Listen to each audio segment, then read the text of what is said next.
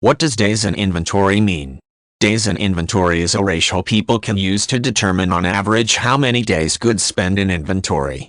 Several different formulas can be used to find this ratio depending on the approach a person wants to take. This along with other sales metrics can be used in inventory management and planning, allowing people to make decisions about stocking and related matters on the basis of hard numbers about the business. If the days in inventory ratio is high, it means goods are sitting in inventory for a long time.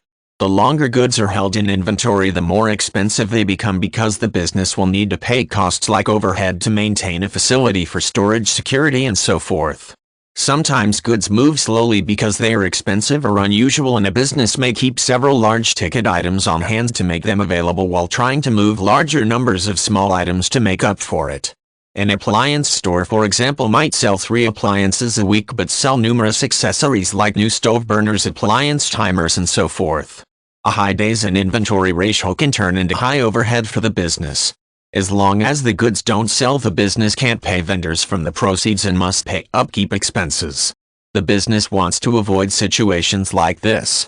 Keeping too much on hand in general may eventually drive a business into bankruptcy, as creditors will grow impatient for payments and the business may not be able to cover payroll and other basic expenses. When the days in inventory ratio is low, it means goods do not stay on the shelf long, moving through the store quickly. While high turnover is usually a good thing, it can become a problem.